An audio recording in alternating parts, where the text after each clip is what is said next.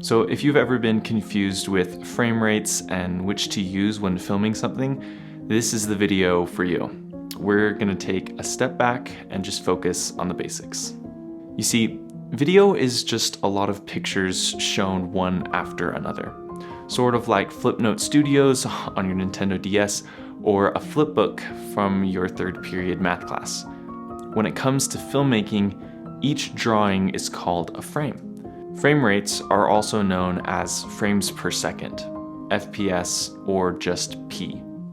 Modern cameras can record in all sorts of frame rates. The most common types are 24, 30, 60, 120, and beyond. These are how many frames are recorded in 1 second. 24 is used for movies and cinema.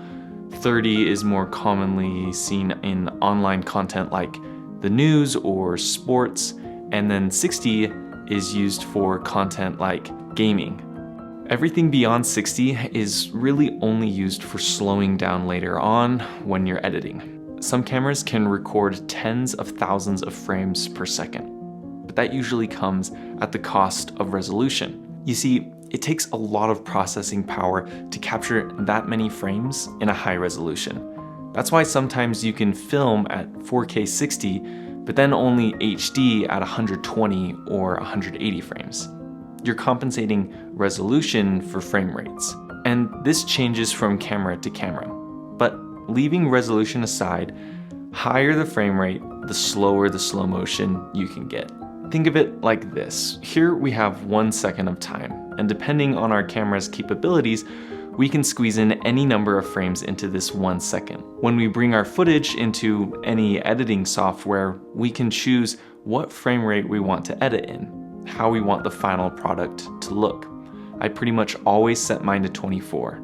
Well, if you film something in 60 frames, you can slow it down to fit the 24 frames in your timeline. Doing this turns 10 seconds of footage into 25 seconds of footage.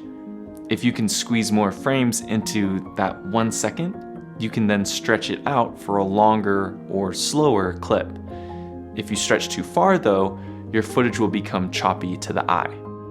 If you want to know the percentage by which you can slow your footage down by, all you do is divide the frame rate you filmed in by the frame rate of your timeline. So for 60 frames, you can slow the footage down to be 40%. 120 frames can be slowed to be 20%, and 240 frames can be slowed to 10%. And remember that it's okay to film things in just 24 frames. Not everything has to be filmed in 4K 60 and slowed down in post. The variety of frame rates are there for you to decide the look and feel you're going for. And there you go. Those are the basics of frame rates and how they work. My name is Spencer Fackrell. I'm a guide for beginners and those just learning the craft of videography, those that are just getting into it. And if that's something that you're interested in and you want to learn more about, feel free to check out my other content. I'll see you soon.